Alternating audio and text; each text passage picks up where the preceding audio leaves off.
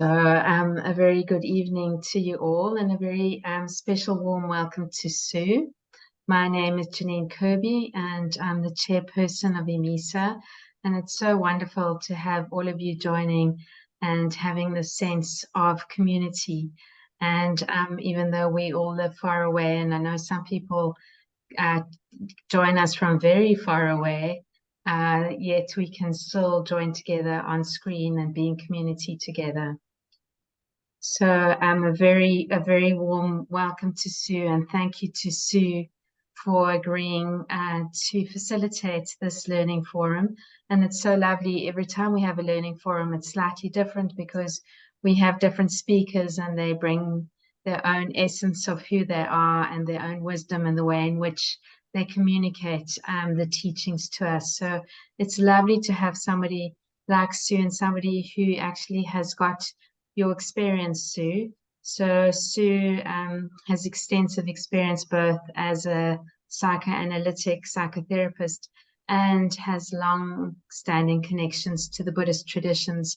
And we're really excited to hear what you have to say. So thank you, Sue. Over to you. Thank you so much, Janine, and hello everyone. It's so lovely to see some familiar faces. Please feel free to open your videos even just for a moment to say hello and to be practicing together here as a collective Sangha is always such a special privilege and treat. So welcome.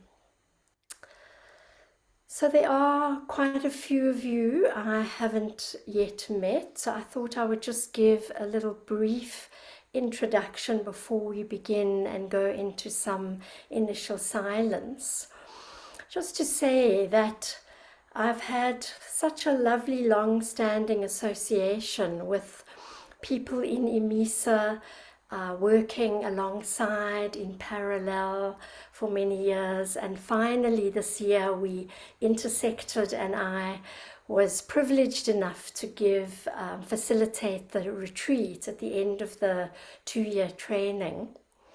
And so it's been a wonderful coming together of different sanghas, and I see this evening there's also a coming together of quite of our collective sanghas. So I was very fortunate in my early to mid-20s, which is nearly 40 years ago now, to land at the Buddhist Retreat Centre in KwaZulu-Natal, Ixopo, and that was where I first encountered these teachings and practices. And that was even before I had qualified as a psychologist. And it was very much part of my own journey of exploration. And over the years, and then subsequently when I did train as a clinical psychologist, I became aware of this incredible interface of mindfulness practices, psychological work, and Buddhist wisdom.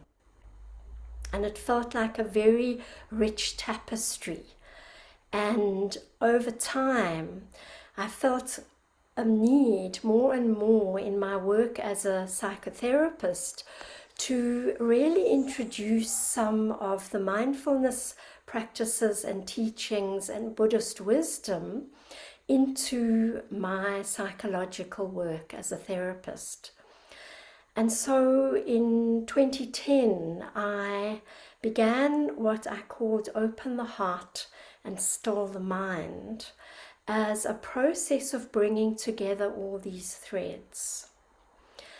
And over this decade and a bit, what has become increasingly obvious to me is that the heart-based element of mindfulness and Buddhist wisdom is really the most transformative and liberating. And so that is why this evening I wanted us to have a chance to both reflect on and practice some of this heart-based element of this path. And so I thought to begin with, we could just have a few moments of silence everybody has been arriving. Hello to those I haven't said hello to before. And so I invite you to settle into a comfortable posture. Just taking a few deeper breaths, closing your eyes, and taking a moment to put down whatever you've been carrying from this day.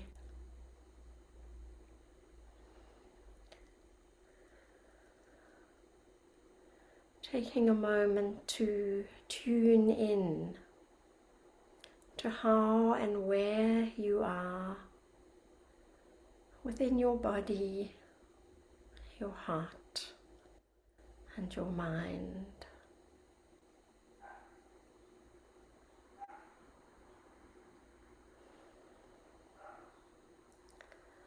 Give your body permission to soften, perhaps moving the attention from the crown of the head downwards, noticing where there is bracing and tightening, trusting that it is safe to soften.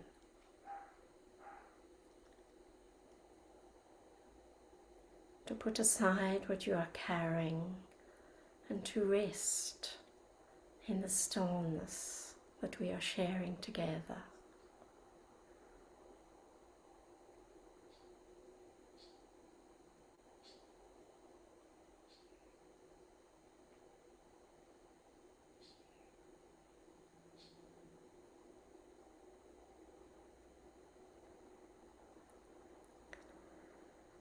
How might you practice listening deeply? Asks Mark Nepo. We can always begin by allowing ourselves to sink into the depth of whatever moment we are in. For depth is ever present. We don't have to travel to find depth. We simply have to relax our minds into the ground of where we are, the way roots unravel in the earth after a long, soaking rain. Just sitting with that image for a moment of roots unraveling in the earth after a long, soaking rain.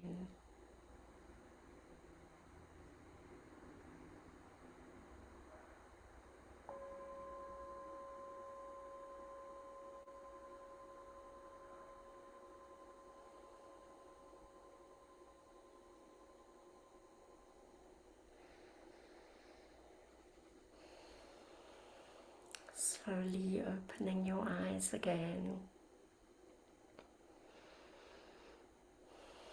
And just noticing how you're feeling now.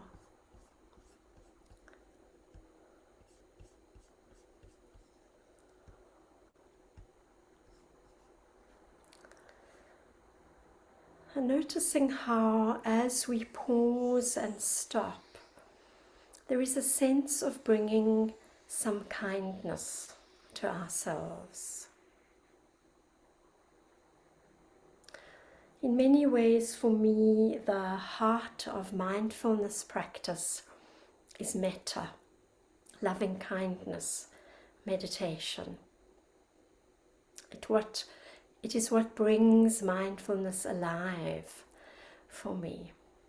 And part of that is because when I was first exposed to these teachings and to an understanding of Buddhist wisdom, what was always emphasized was the fact that this is an ethical tradition. It's one of the early ethical traditions that combines spiritual practice with a sense of morality. It shares a way of living in the world that has more compassion and consciousness. And so I began to realize that meditation and mindfulness are not only practices of becoming aware, learning to pay attention more skillfully, more wisely, but they are practices which emphasize becoming aware and learning to open the heart and to change your relationship to yourself and to whatever you are experiencing. And that was a profound revelation to me. So often we can feel we have this handicap of our past. We have a legacy that we are landed with. And we can often imagine that it would be so much easier to find inner peace and to quieten the mind without some of our history that we carry from the past into the present. And what I realized was that the more you open the heart, the more you can change your relationship to that past. The more you can reframe your history and have a different experience and sense of yourself. As I practiced longer as a psychotherapist, I realized that talking and thinking and gaining insight, whilst being invaluable parts of a process of healing and self-discovery, talking, analyzing, having insights are never sufficient to change what we most fundamentally struggle with.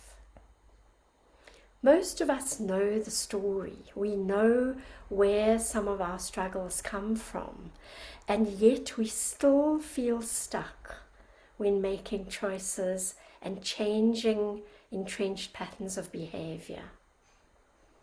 And that is where meditation is such a powerful complementary process to any talking, reflective process.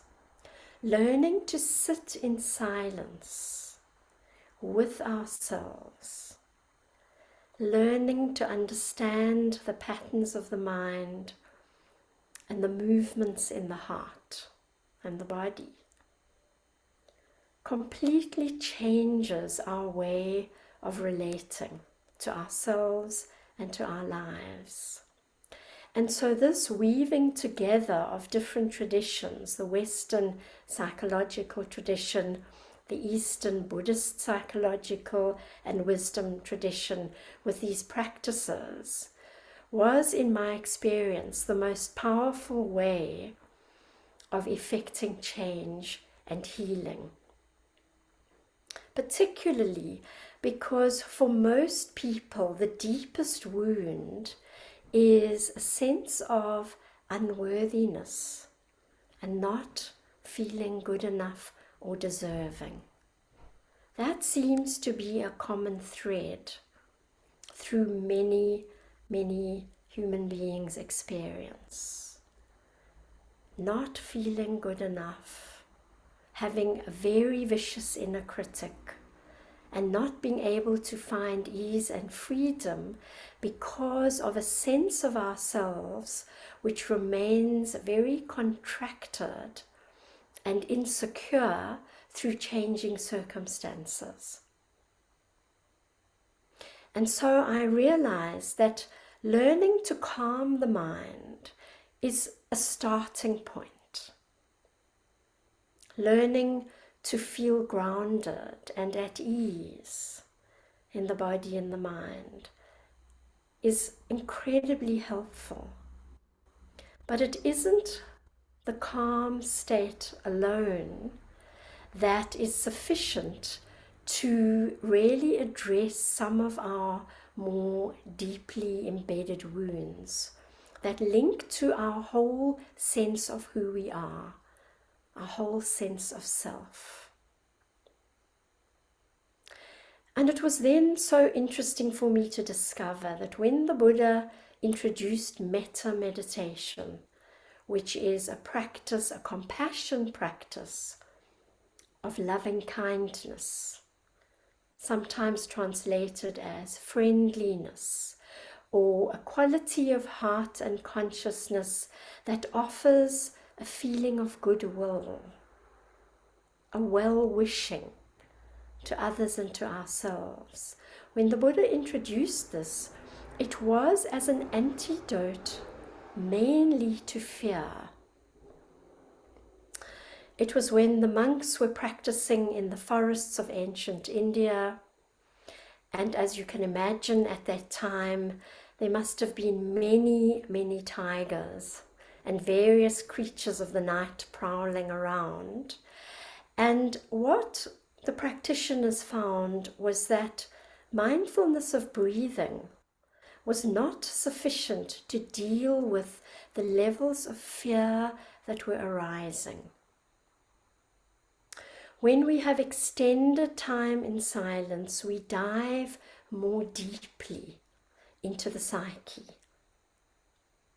often into the unconscious. And when we dive into the unconscious, as we know we have access to through mindfulness practices, we encounter our fears and our deepest wounds. And so it's that level of our experience that we sometimes access in meditation, that the mindfulness of breathing isn't always adequate to contain and to hold. And that is where metta meditation is such a gift, because it is a practice of befriending and really bringing compassionate understanding and awareness to what is most painful for us to bear and be with. And it can be so helpful when we remember that metta is an antidote to fear and self-doubt. The two obstacles on our path that are part of the 5 hindrances, that are the biggest obstacles to ease and well-being: fear and doubt. Doubt often being directed towards ourselves, self-doubt. I call them the killer hindrances, fear and self-doubt. They are debilitating and crippling, and they disconnect us from what is possible for us and from a sense of who we really are. So much of our pain comes from rejecting and abandoning parts of ourselves. Parts that carry shame, parts that we feel aren't good enough or acceptable enough or lovable enough. And metta as a practice is one of embracing and integrating these parts that perhaps have got pushed aside and are perpetuating our struggle.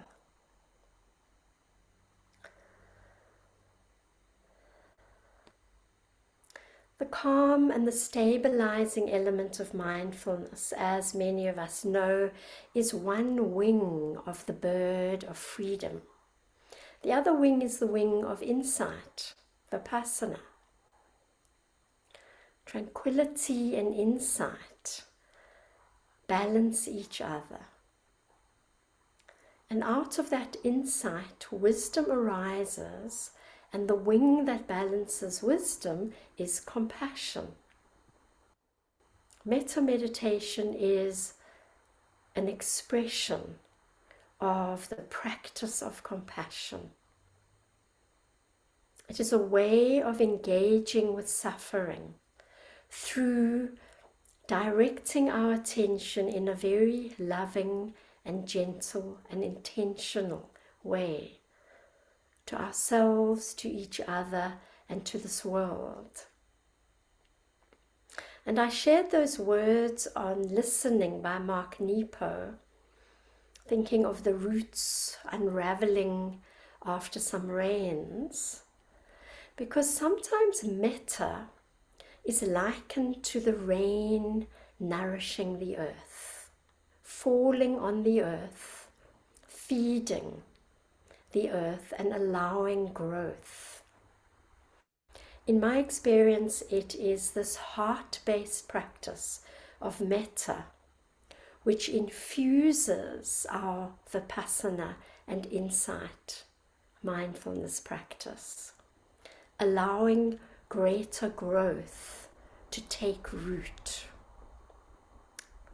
Metta nourishes the ground of our being so that our insights no longer remain only as something intellectual, but they become something that is heartfelt and embodied, which is necessary to effect change.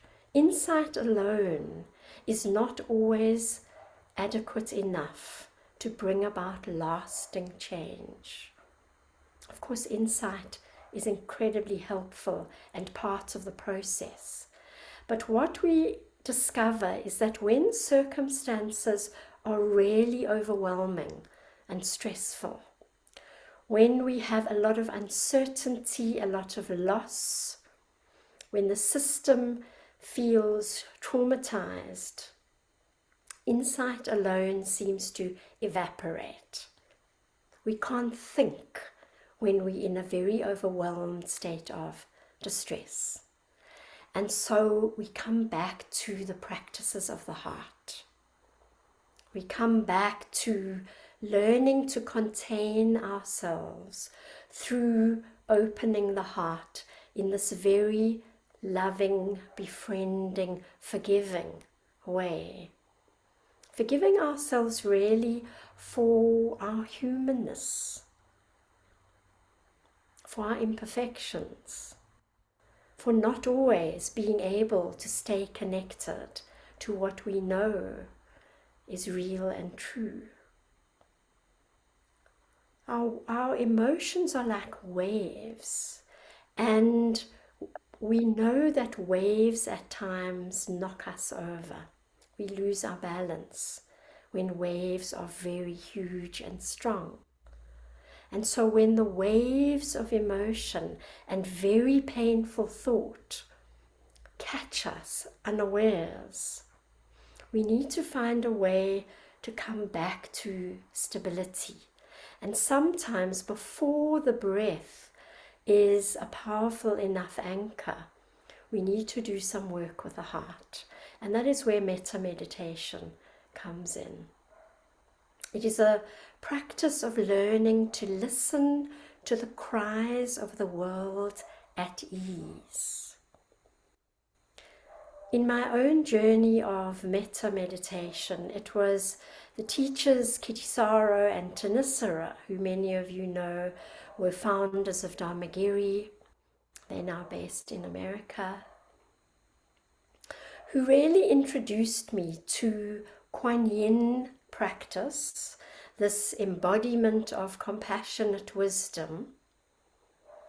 Kuan Yin, who listens to the cries of the world at ease.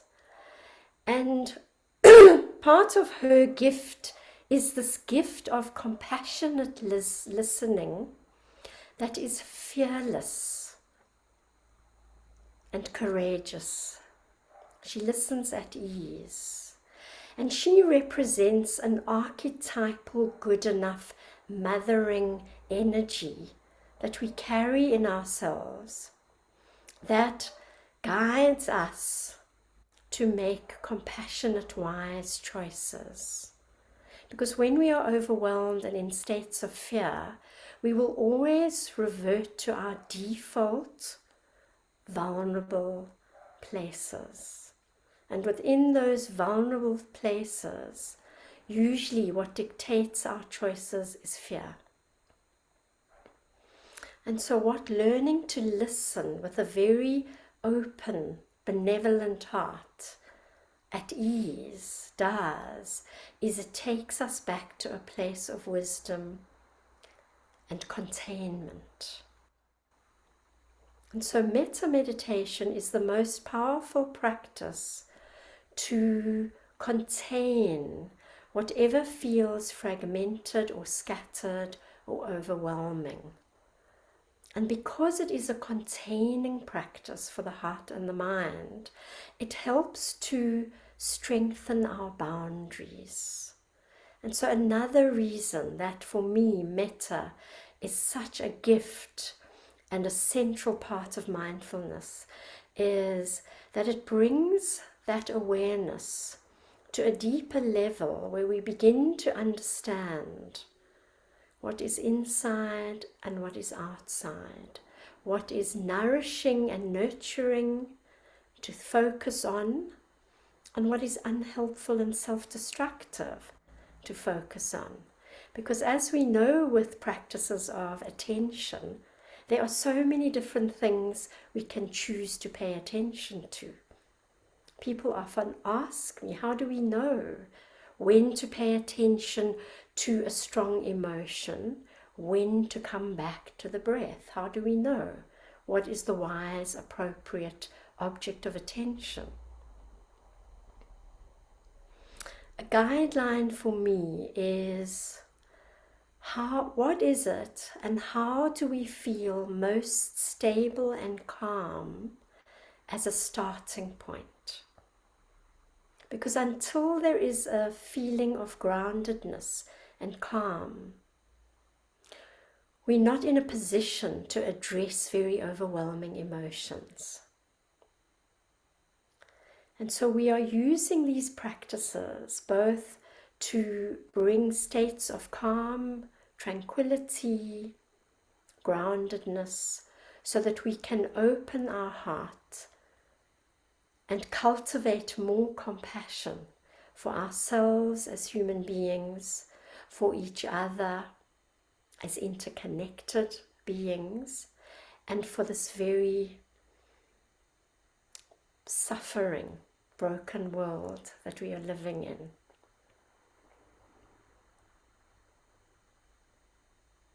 We are learning to befriend all parts of ourselves and our experience.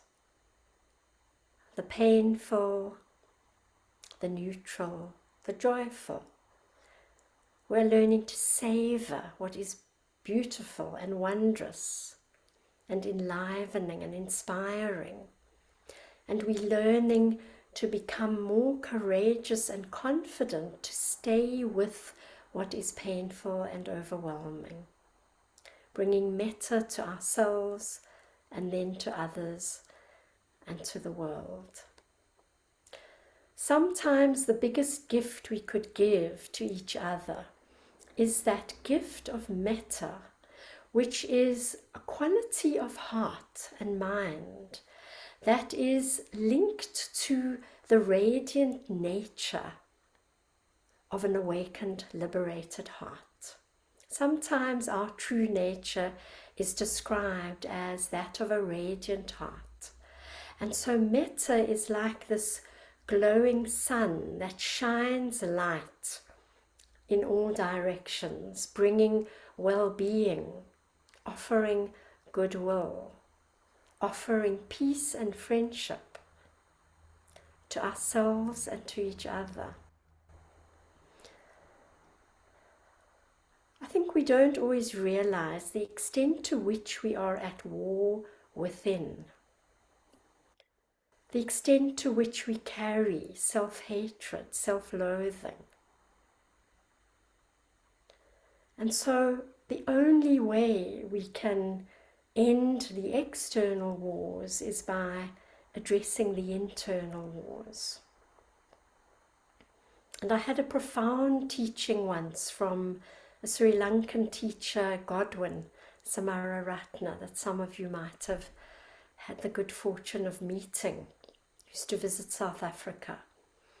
And people used to say to him, how do we deal with the violence in our country, the violence around us? And his teaching was incredibly clear, and it had the clarity of what is known as the sword of Manjushri, Manjushri is the bodhisattva, the embodiment of wisdom, often depicted with a very sharp sword, that sword of Manjushri that cuts through delusion and illusion. And he would say, just look at the violence in your own heart. That's where the practice needs to be. We don't realize that a lot of our internal dialogue is very self-attacking, very self-critical. Sometimes it's obvious and sometimes it's really subtle. And those are little moments of violence against ourselves. And those begin a bigger war against ourselves, which sometimes can end in huge despair and self-hatred. And so it's metta meditation that I have found most beneficial for softening and dissolving the power of the inner critic. Sometimes it's as though we have a team of inner critics that we have to contend with.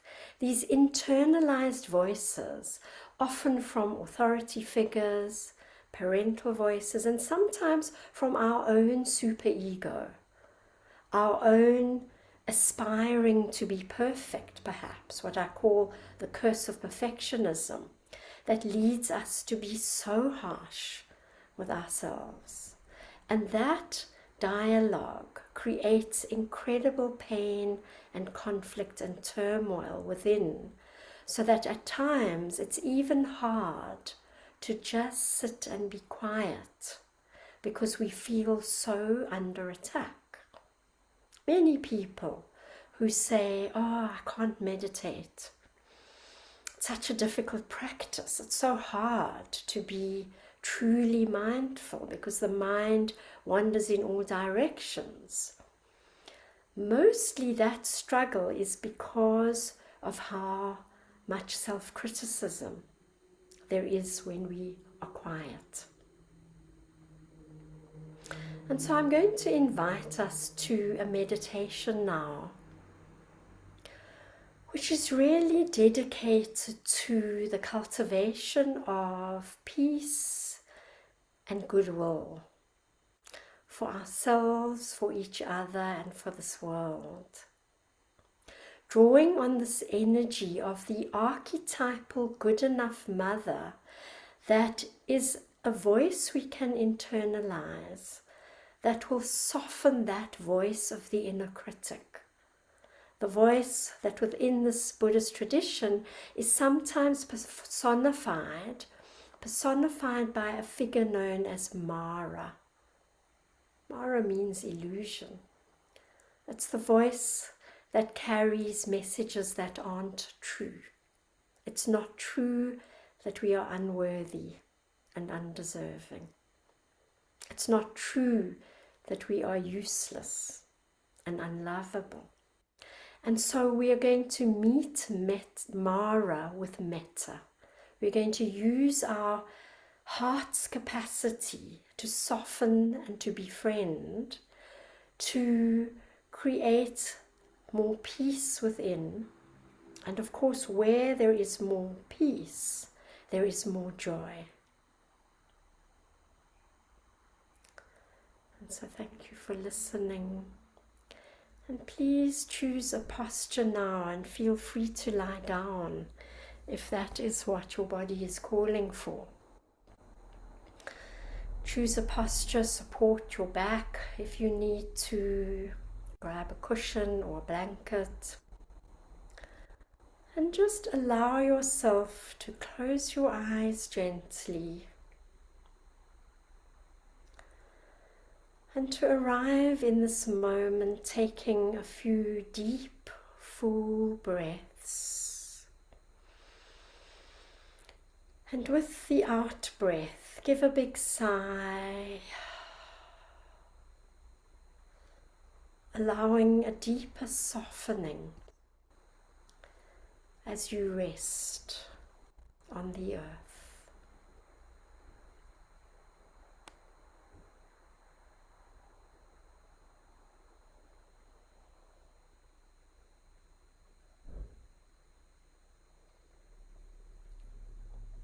Sharon Salzberg said, "It is only love that is big enough to hold all the pain of this world." Only love is big enough to hold all the pain of this world. And so we're going to begin our metta meditation, softening the body and listening to a poem by Rosemary Watola Troma called Self-Compassion. And within this practice, it can be very helpful to place a hand on the heart and on the belly, just creating a warm, loving embrace as a gesture with the body. Perhaps both hands on the chest if you prefer, but a hand on the heart and on the belly brings us closer to where we carry our suffering and our emotions.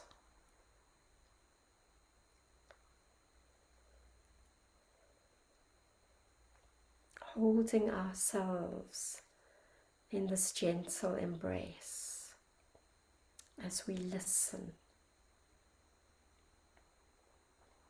Self-compassion. It's like the scent of rain after a month of drought. The way it rises up and fills the lungs and quiets the body and softens the mind.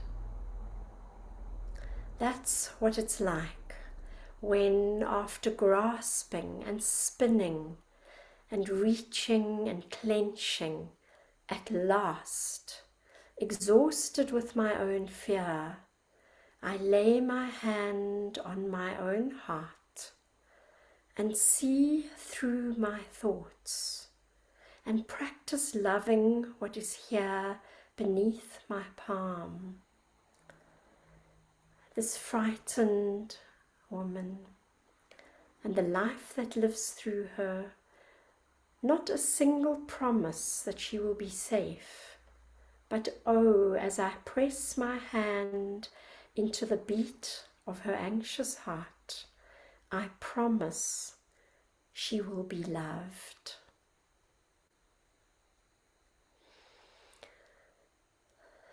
And so as you rest your hand and your belly over your heart, your gut,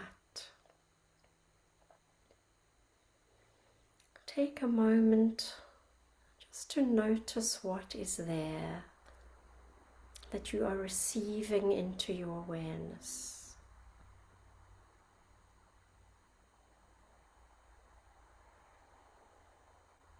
Notice the sensations in the body.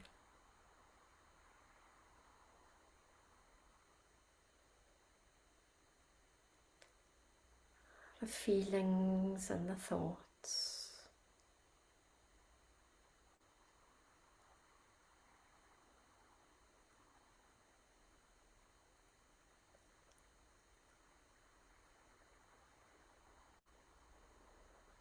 Particularly notice any vulnerability that you are aware of in this moment.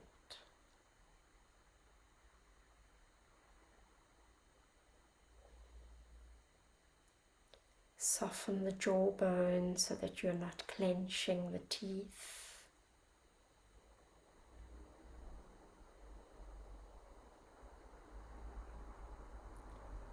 And allow yourself to meet whatever is arising with kindness, with compassion.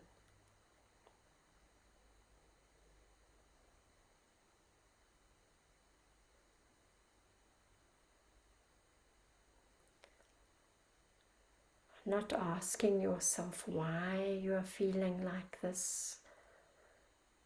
Not telling yourself you shouldn't be having these thoughts. Just create a very welcoming embrace of awareness that is a gentle home within.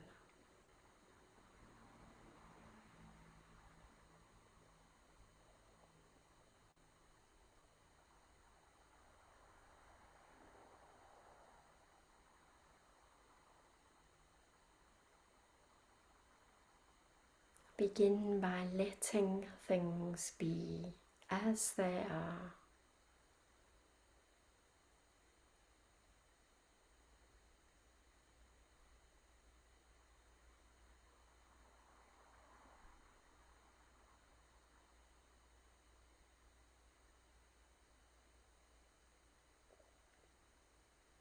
If the voice of the inner critic has crept in already, just welcome that too. Meeting it with kindness. That voice doesn't know a better way, a wiser way, yet.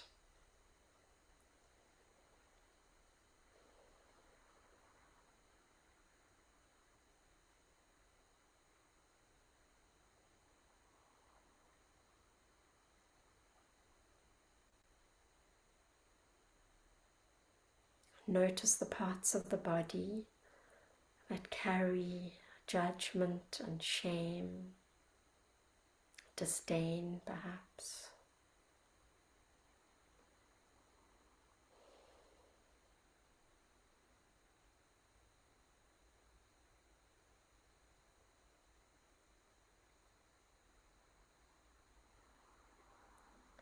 And with your hand on your heart, imagine a warm glow of metta beginning to radiate beneath your palms.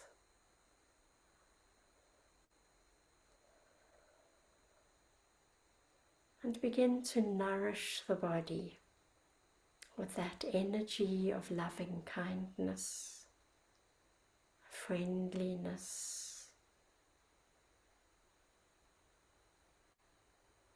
compassionate wisdom.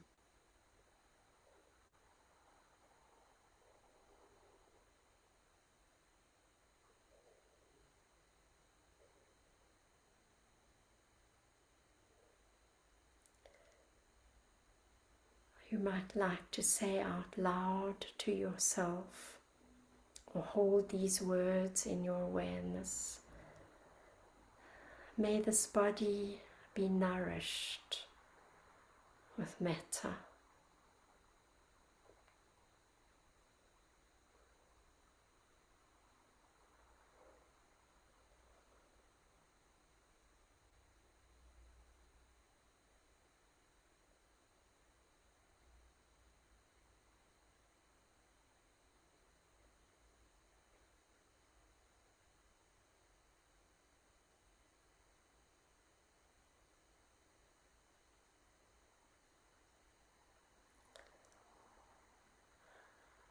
Notice what is in the heart and the mind that are causing contraction and pain, aches of pain, heartache.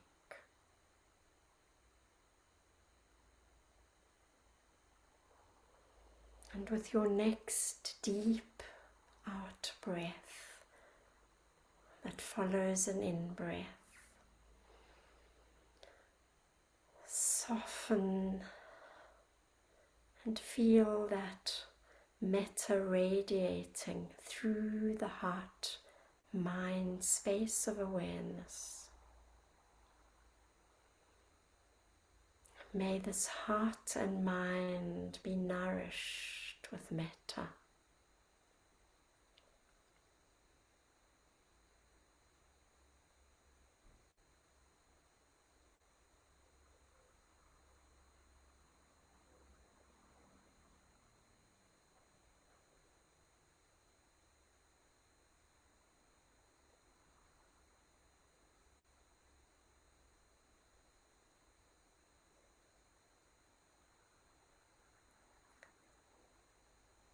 If it feels difficult, uncomfortable to direct loving kindness to yourself, then hold an image of yourself from the past, perhaps from when you were very little, or from a time when you were struggling and longed for someone to just hold you in a quiet, loving embrace.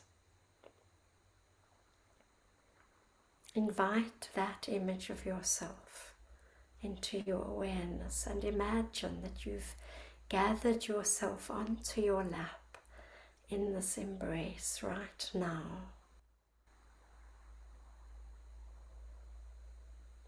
Offering yourself exactly what you are needing.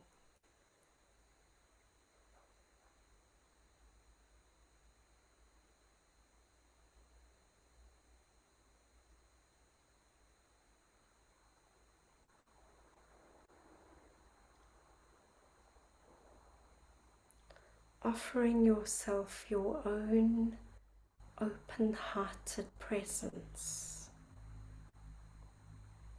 kind, forgiving, loving presence.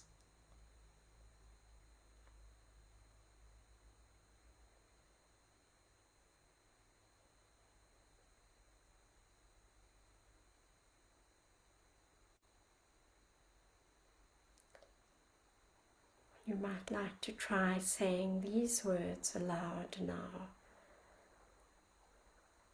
Right now I am safe and held and loved.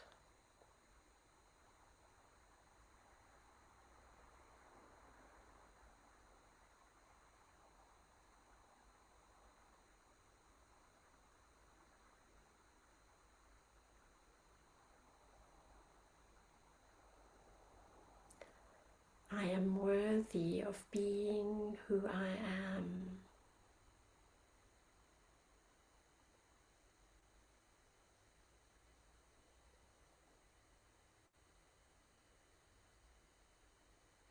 I belong and I am deserving of joy.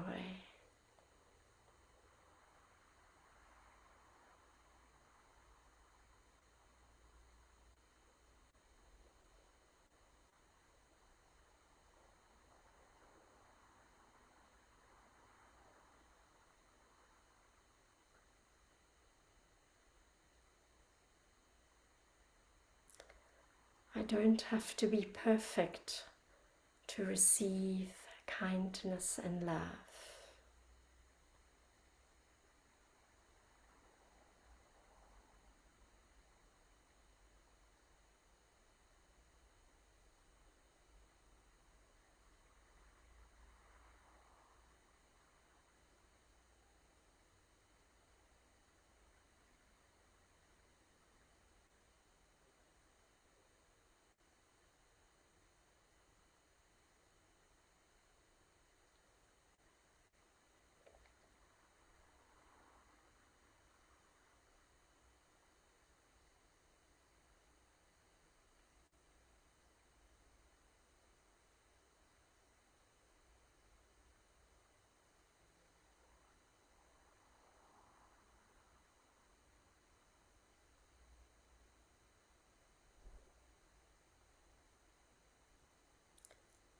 As you rest in the silence, you might like to breathe in with loving kindness, with metta, and breathe out with compassion.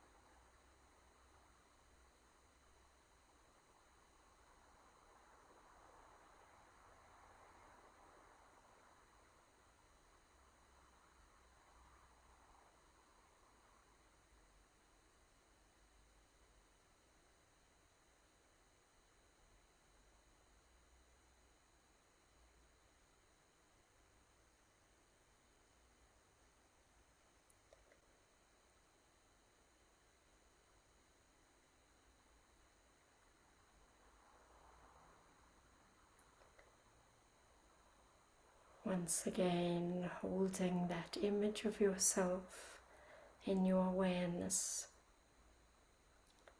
as you try these words of a metta blessing. May I be well and at ease.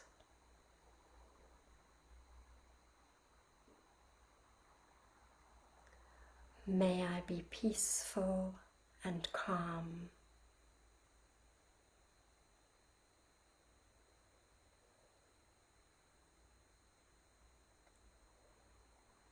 May I be free of fear.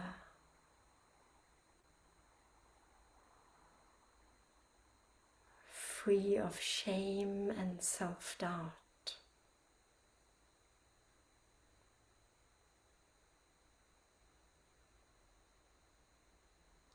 May I rest in this loving embrace of metta.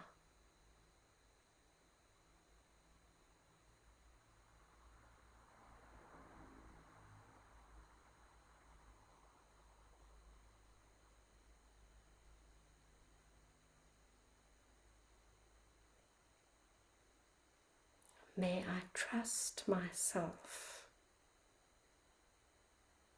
and my capacity for healing, for wholehearted presence, and for transformation.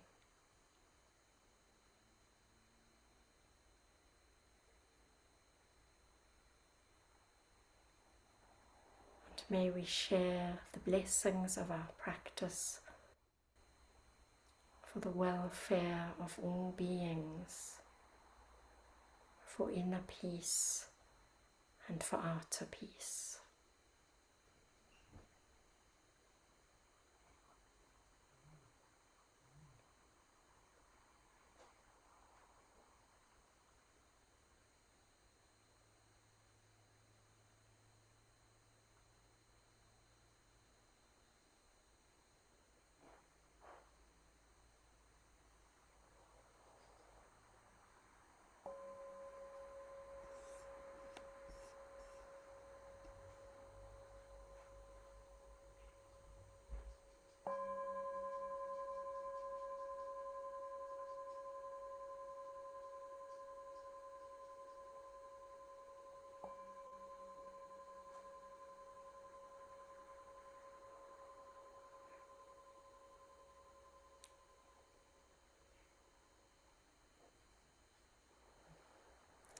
Very slowly opening your eyes, perhaps stretching out if you would like to. Give a big stretch.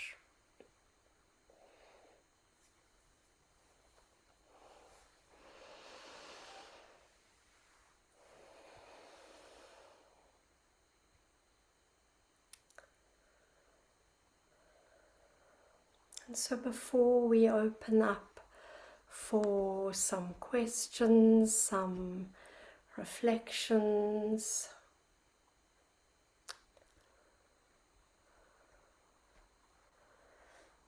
I just wanted to once again share that this practice of metta, of meeting ourselves and our experience with kindness and compassion, is one element that deepens our capacity for mindfulness. When we are more at peace with ourselves, when there is more harmony within, our capacity to pay attention, to be aware, to make connections, to understand and be less reactive increases exponentially the more our heart is part of our practice. And so I would like to invite anyone to share whatever they would like to, or ask a question. Feel free to unmute yourself. Is that okay, Janine? Is there? Yes. Thank you. So whoever would like to just share perhaps something you experienced in that meditation, or if there was anything that I shared that you would like clarity on. Hello, Perhaps you can just say your name as you unmute. my name is Yas, Hi, Yas. and thank you, Sue, for this wonderful session. My question is, what does this practice look like if you were to practice on behalf of someone else?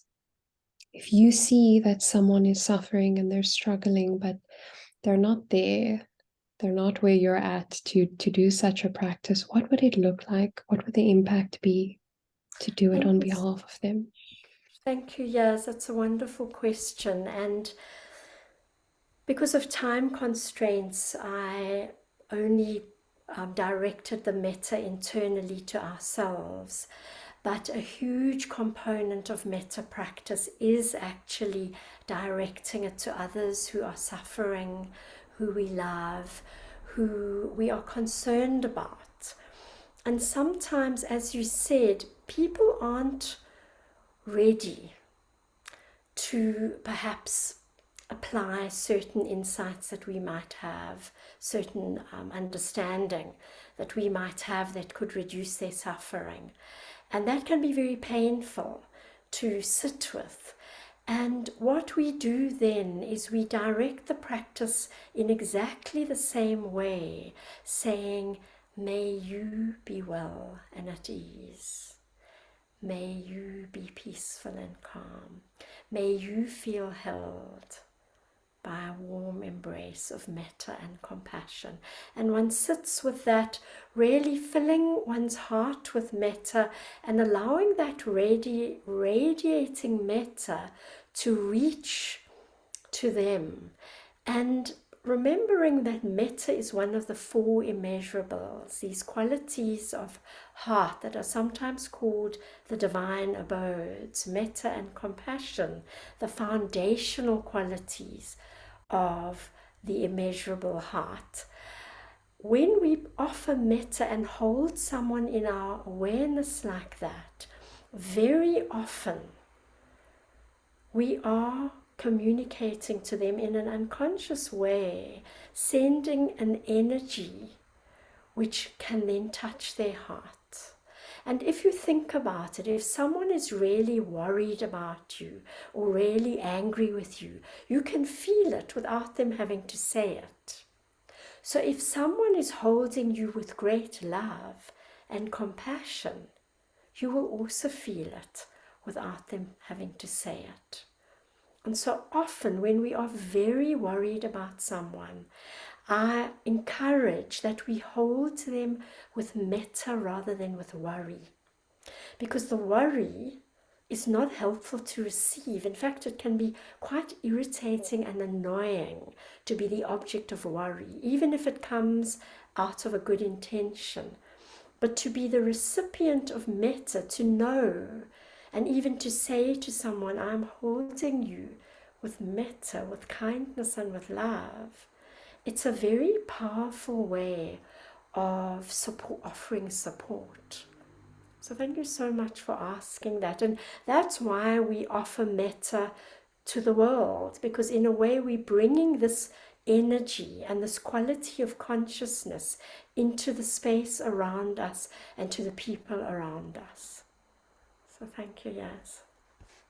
I didn't realize that holding worry for them would actually be attracting more worry.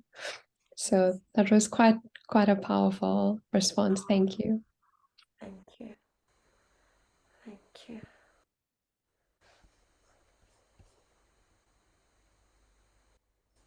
Hi Sue, it's Lisa here. Hi Lisa, lovely to see you. Very lovely to see you. Thank you for this beautiful session.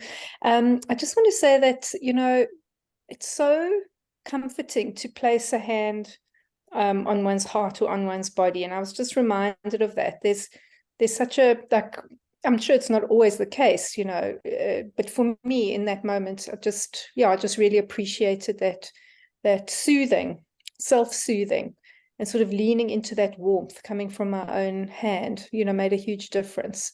So I just wanted to acknowledge that. Thank you, Lisa. And, thank you for raising that, because what I didn't share is that tactile contact, the hand on the heart and on the belly, because we carry a lot of turmoil and angst in our bellies, is very soothing for the nervous system. And apart from touch being very comforting, we all know that touch is comforting. It's not only the comfort at the surface of the body, and of course, if you can touch the skin, have direct skin to skin touch, it's even more powerful. But it is actually working at a nervous system level, as I know you know with your somatic work that you do.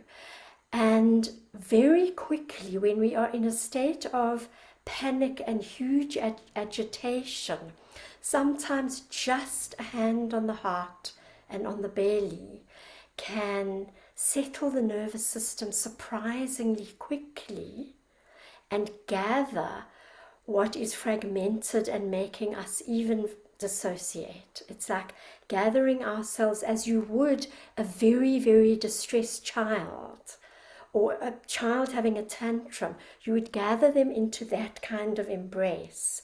And so what this gesture does is it gathers ourselves into that embrace and communicates, I am here with you.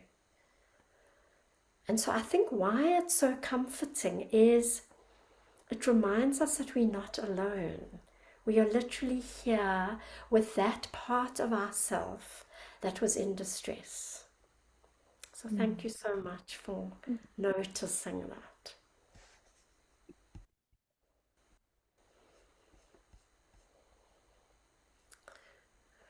Who would like to go next?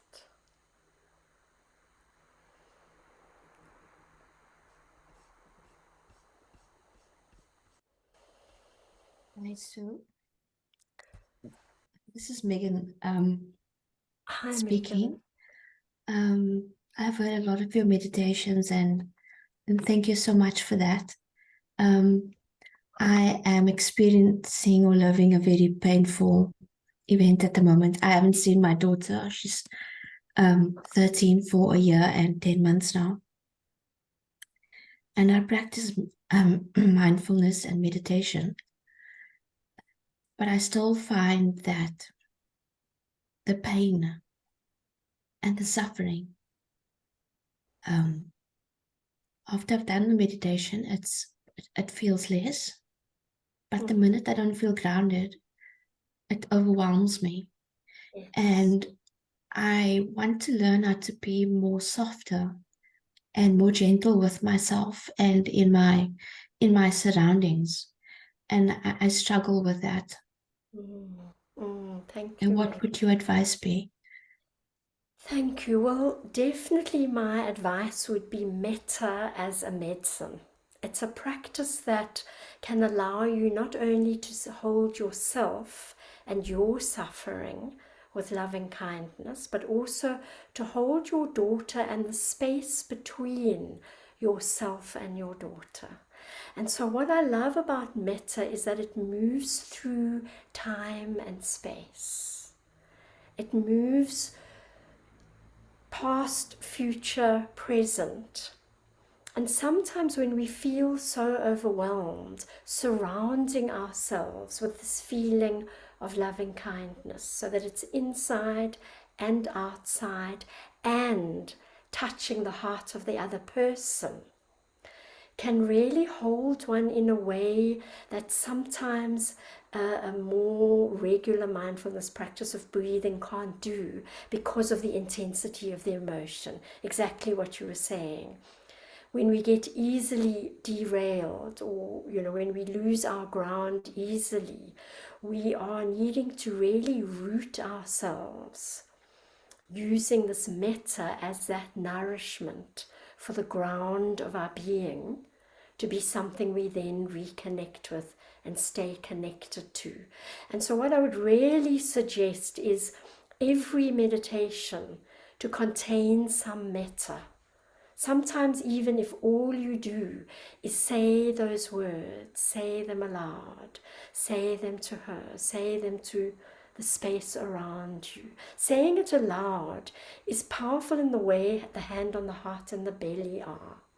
Because what we are doing when we're saying these phrases is we're replacing our habitual thought with other thoughts that are much more helpful. So may I be well and at ease, may you be well and at ease, is more helpful than the looping and ruminating and obsessing thoughts that come when we're in great pain.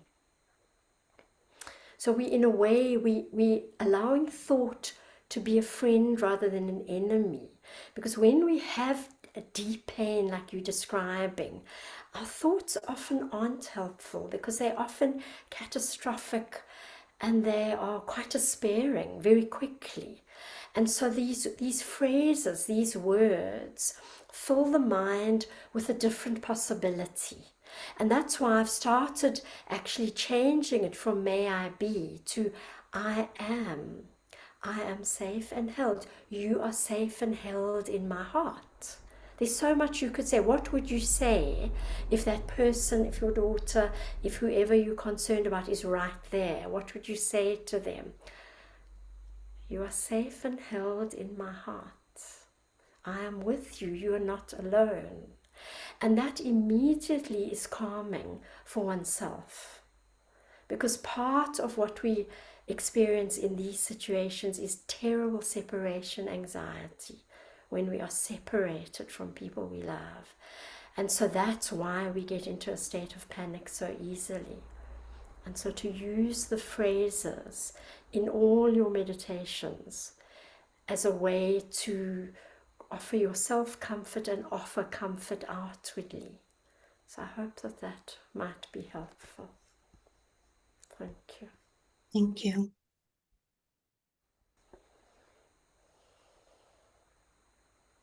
Metta meditation is the most powerful antidote for depression and anxiety.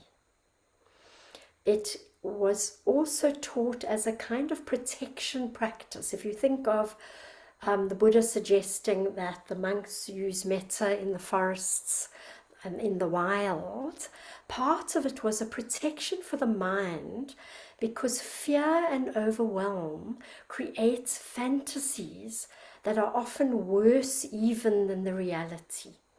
And so we are learning to protect the mind from running away in a direction that is very damaging to our, at times, sanity even. It's a protection to bring us back to a calm wisdom.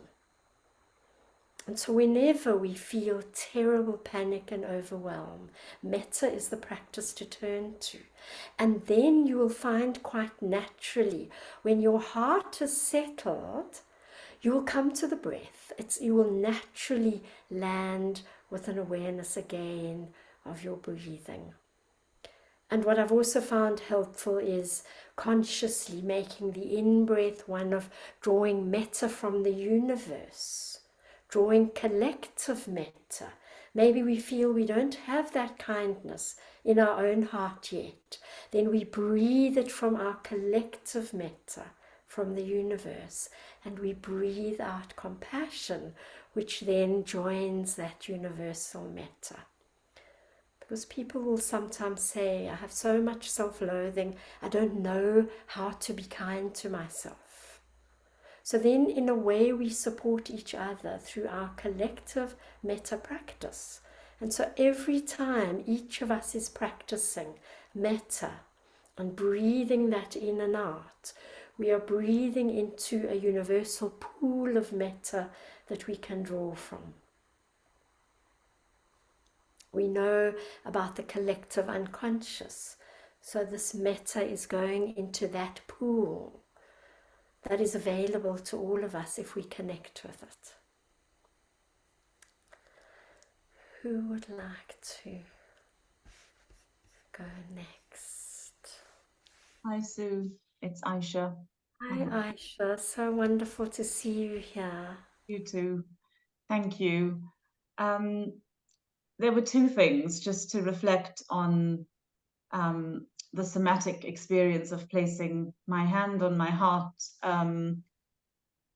Has become something I turn to quite easily in moments of distress. And it's definitely, when I do that, it automatically quells the harsh inner voice. So that's been really helpful. So I think what I'm noticing is that it's becoming easier to send metta to myself, but where I'm finding it challenging is when I'm feeling quite consumed by anger or hurt, and then I try to come back to a metta practice for that particular person, I get a bit stuck because it starts to feel insincere. And sometimes it flows quite easily, and at other times I can feel a resistance, and it can feel quite just a bit triggering. And I just wondered if you had any advice around how to navigate that aspect of sending metta. Thank you so much. Thank you, Thank you. Aisha.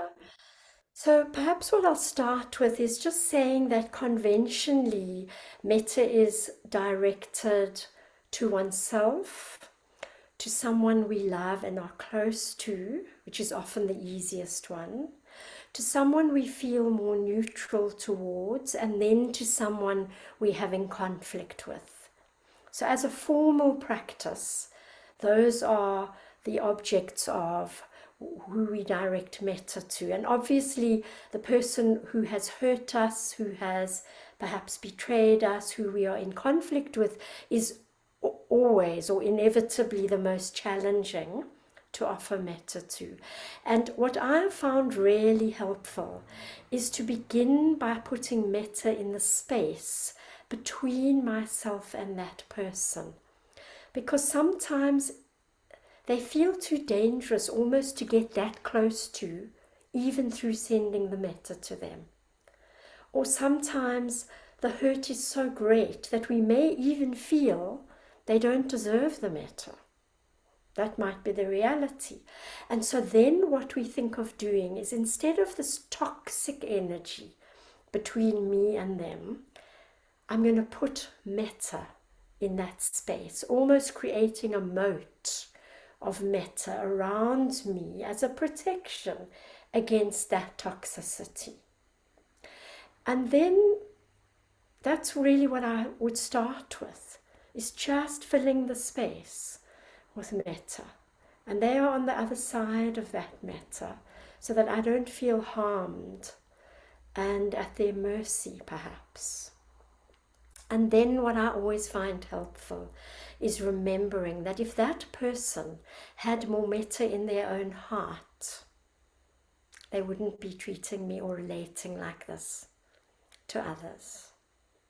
If their hearts had metta, they would be aware of our shared humanity.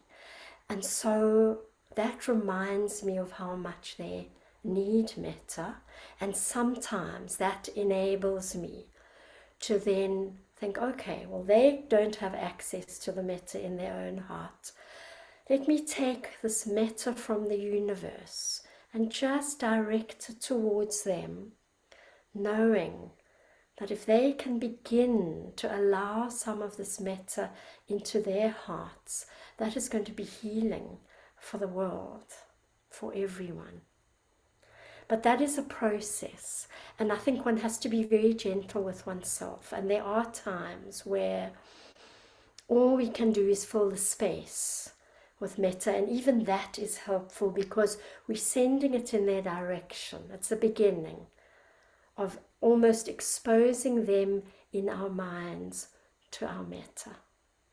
I hope that that makes sense. Thank you, Sue. Thanks, Aisha.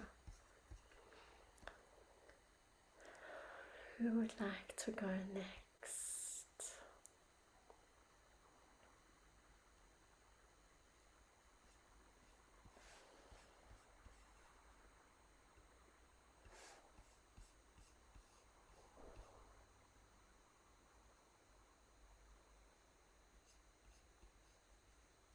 Any other questions or reflections, anything you experienced? I think I just want to say one needs to take care when bringing into the awareness an image from childhood. If you've had a lot of trauma in childhood, or if you are working with people who've had a lot of trauma, because that image can revoke the trauma. And so that is one element of metta that you need to just be aware of, that we are taking the adult in ourselves, the loving, mothering figure in ourselves, and holding some part of us that perhaps feels vulnerable, but knowing that if that vulnerability gets very intense, that maybe then we need to reach out for extra guidance, for a way of approaching it a little more gently and less directly. So I just really want to add that, especially to, the many mindfulness teachers in the group, because we know that we've got a greater awareness now of trauma-sensitive practice. And so although metta is the most healing practice, where there is a lot of trauma, one just needs to be aware that maybe that baby, that child we are holding, is very, very vulnerable. And so then to just listen in to whether we can really just feel that containment overriding the distress.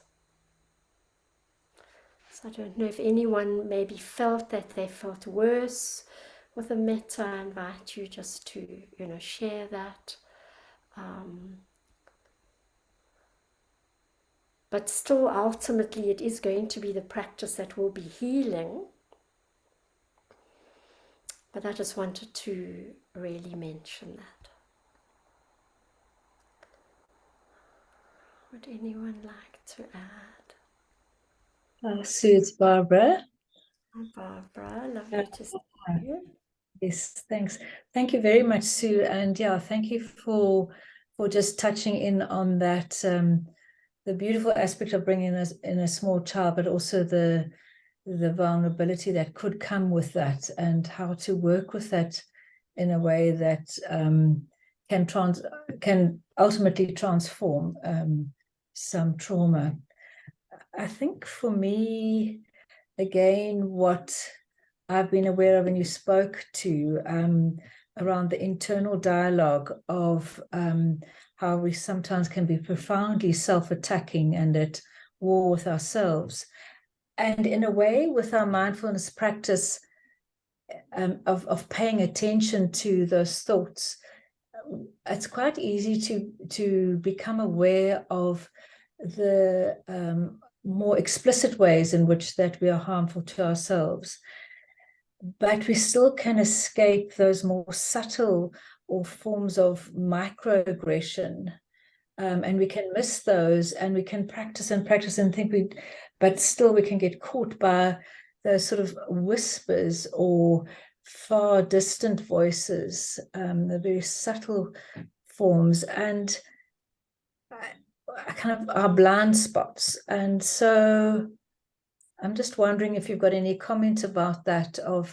I suppose it's about really listening deeply and really reflecting beyond the more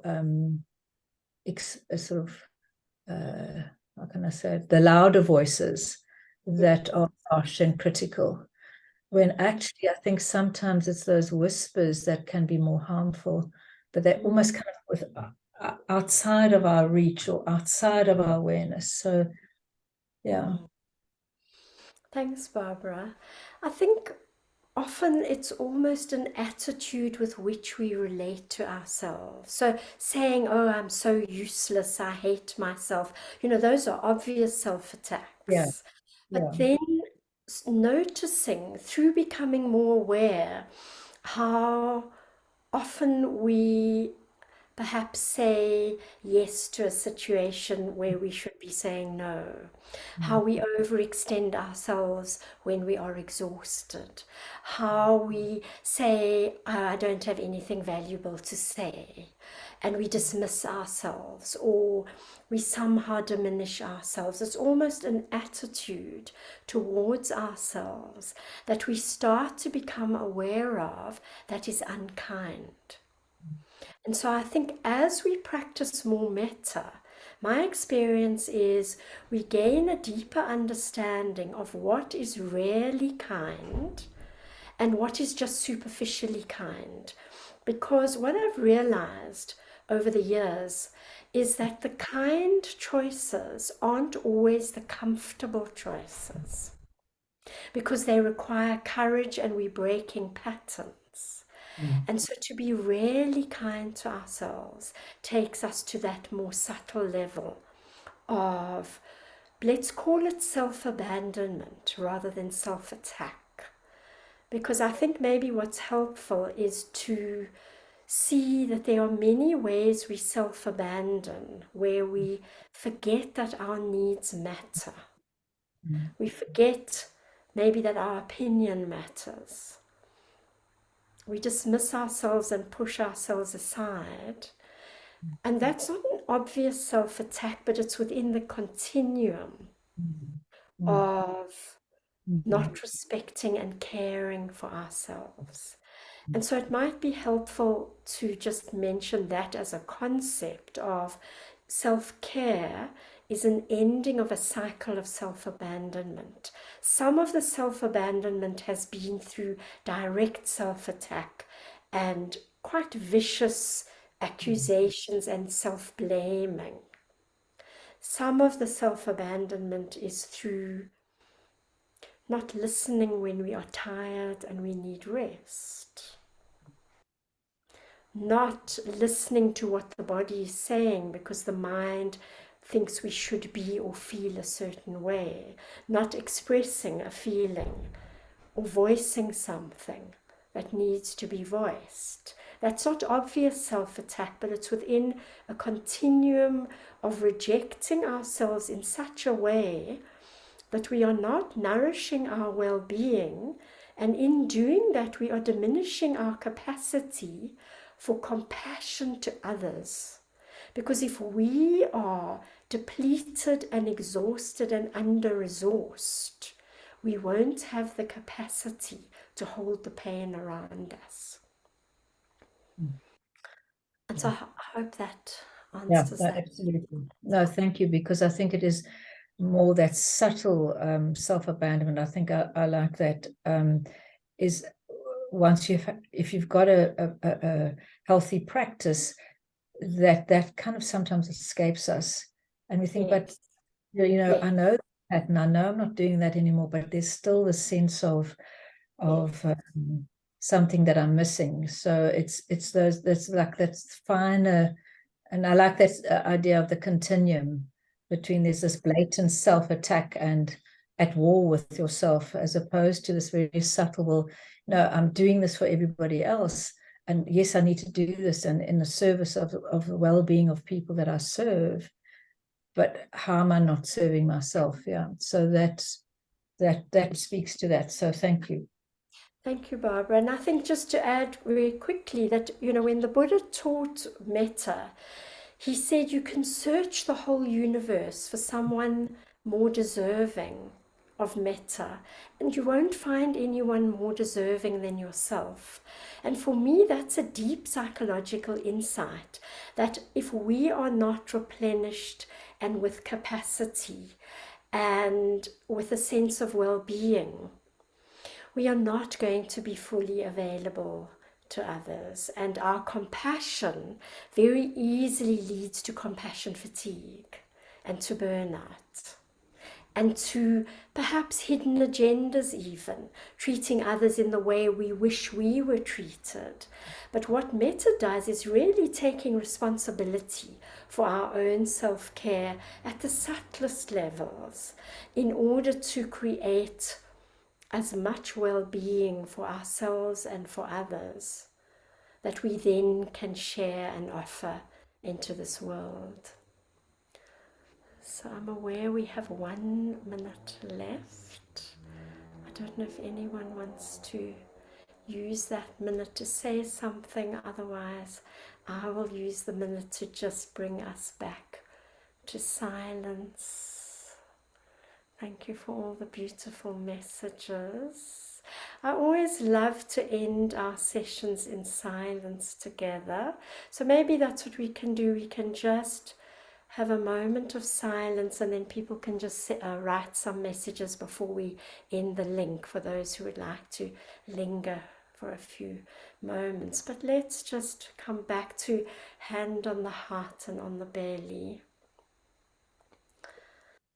And I'd like to just express gratitude for this opportunity for us to be here together. Just remembering that it really is only love and kindness that will allow us to hold and heal our own pain and the pain of the world, and allow in more space for the beauty and the joy.